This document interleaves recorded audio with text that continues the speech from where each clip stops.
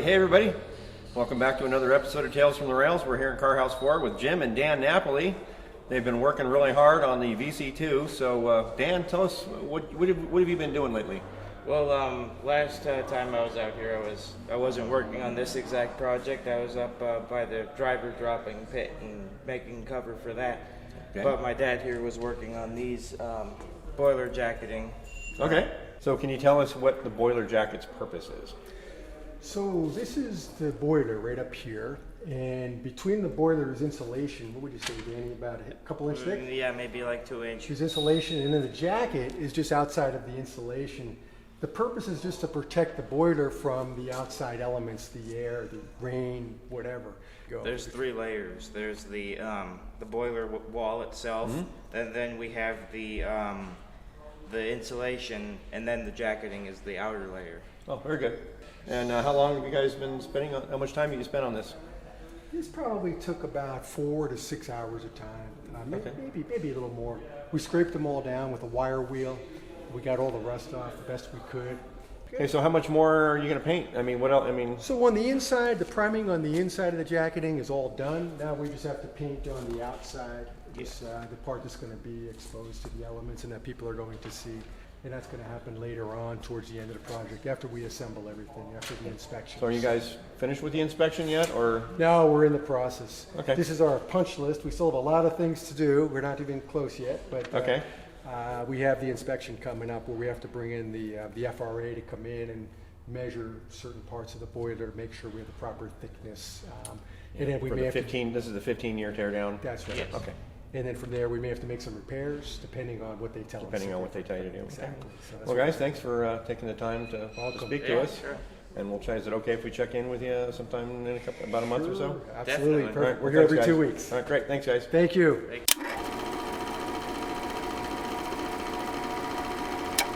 Okay. So, hey, everybody. We've changed buildings now. We're here in Grizzly Flats. We're here with Ken Schwartz. And Ken, we've done so many videos on this pop thing. So what's happening now? You say you've got some news for us. I've got some real good news. We've had a Magneto, and it's been to every kind of auto shop you can think of. Last hope was John LaPrince took it, and he has. We're keeping our fingers crossed that the gentleman that's going to do it is going to get it put back. It sounds like all it needs is to be magnetized. Okay. Thank you very much. And once we get that, I've got the spark plugs now. I got those. They finally came in, got those done. And I'm hoping for a fire up here. If everything goes right, I'm hoping for a fire up for a test run here. So I know Fingers crossed. Okay, yeah. Yeah, I know we've been doing this for a long time on this. And I think we've been doing updates on this for 3 years now. Almost 3 years. Almost 3 years now, And yeah. again, it just, every time we try to figure something out, we find something else. But hopefully this should be the last 2 things to do. And I would like to, when we get ready, we'll do an update and have it at least running.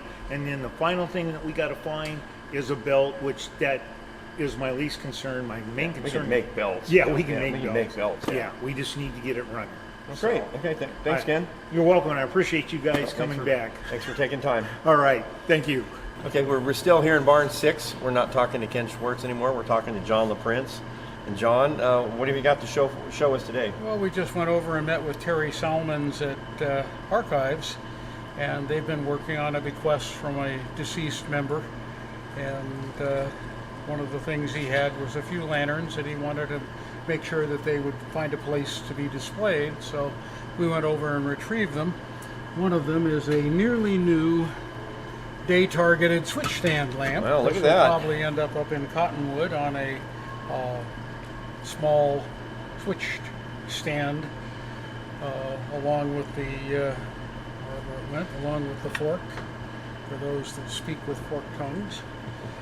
So this is mounts like that on the switch stand. That's pretty cool. And another one, this was number 39, which is the size of the globe standard for railroads. It's a blank lantern, no identification No name on or the anything lantern, on it? No. but the globe on it is a red Tonopah Goldfield globe, which is a Oh, yeah. rare item. Desert Railroad built in the 1906 time period for the Tonopah boom. Started life as a narrow gauge, the Tonopah Railroad, and was standard gauge in one day, which is quite an achievement. Must have been pretty short. This is a conductor's lantern, has a Lakeshore, Michigan Southern globe in it, but it's a brass lantern from Adrian, Michigan. And I have a couple of other lamps in my collection. A switch stand lamp. I am currently working on a baggage rack from Adrian, Michigan, and I think it's Hart is the manufacturer, but there's no name manufacturer on it. And this is the earthly remains of a Virginia and Truckee lantern that somebody apparently brass plated. Looks like it may have been something Looks like that it was took a pretty dug. good hit right here, yeah. Yeah, probably was dug originally, judging by the condition that it's in, and plated at a later point in time, but it's missing the bell bottom, and it has a VNT marked globe in it also, VNT Railway, and VNT marked on the top, VNT Railroad.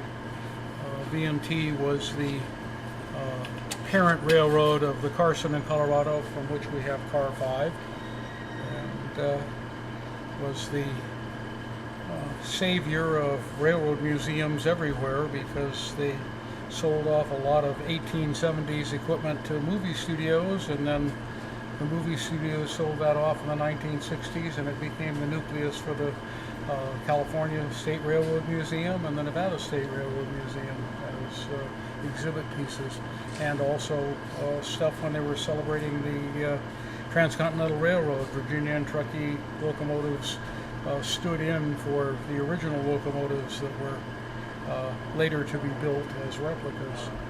So these are some of the new things that we've acquired. They'll end up on display after they get cleaned up and dealt with. Find the parts that put them back together. Well, thank you for all that information. You're welcome. Thanks for taking the time to talk to us today. Sure. And we'll check in with you at a later time. Anytime.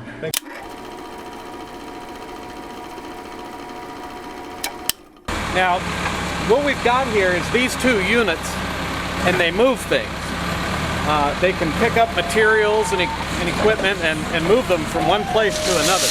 And these are highly skilled operators that know how to operate these things that move things. So we've got a good team here. Now you see this unit here has the scoop on the front, so it didn't do the thing. See right there, what you got is a great example of it doing the thing.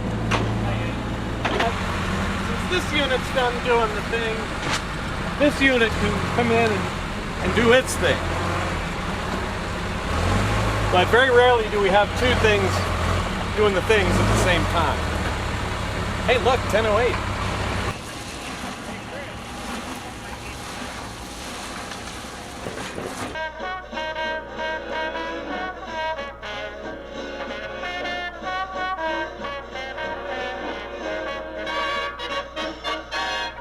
And now we're over here, still here in barn 3, I'll try that again, yeah. So we're still here in barn, Coach you. okay, we're still here in barn 6. We're not talking to Ken Schwartz.